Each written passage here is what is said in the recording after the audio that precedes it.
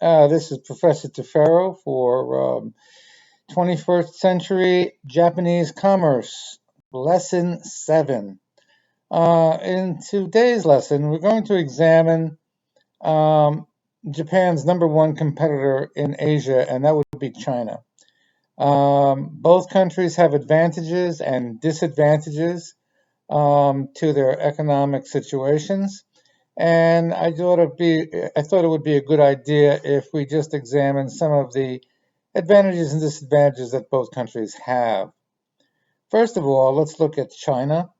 China has the largest population in Asia and is able to make sure that you get the lowest production cost for whatever product you want to produce.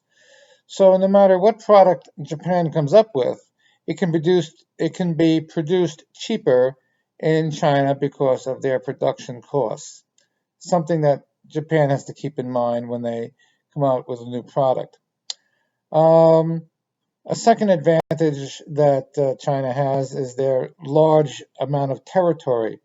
They um, they are connected to Russia. They are connected to India. They are connected to the EU by the maritime route. They have a lot of trade connections that Japan does not have overland.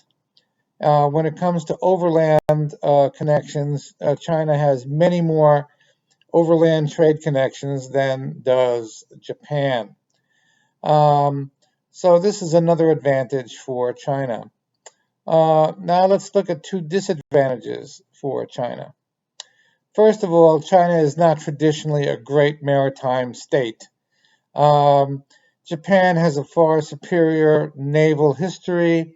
Japan is an island nation, and so this advantage goes directly to Japan when it comes to doing business on the water.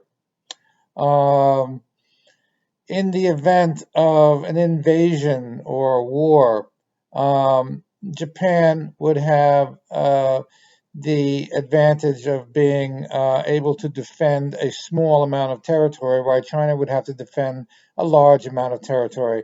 But I don't foresee any scenario that would end in a hot war between Japan and China. The war between China and Japan will be strictly economic for the next decade or so. So let's stick to reality, shall we? Um, how will Japan combat the Belt and Road Initiative?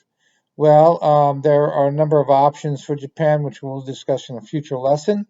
Um, and Japan will have to decide which one of these options is the best economic path for them to take. China, on the other hand, also has problems. Um, they have resistance from the United States in the South China Sea and other countries along the Belt and Road path, territorial water right disputes with several other countries, including the Philippines and even Vietnam, one of their partners in the Belt and Road. So um, this will be a long-term issue that will not have any resolution for the next 10 years or so.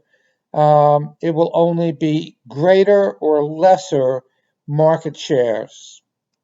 That's pretty much what it boils down to.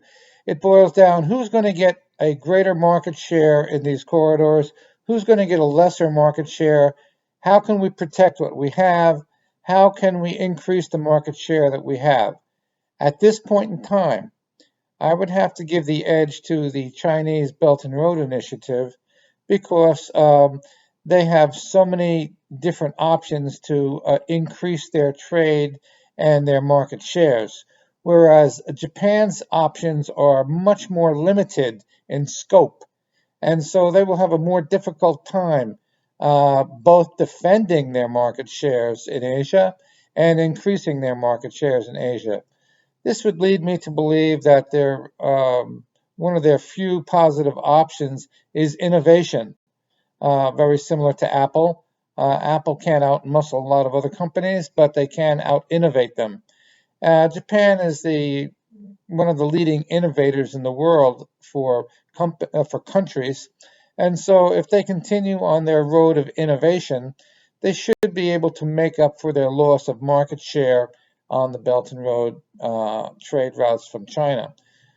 Innovation is extremely important to the Japanese economy, and important that they pursue that option. Until next time, this is Professor Tefero from Port St. Lucie, wishing you all a happy and healthy day. Take care. Bye-bye.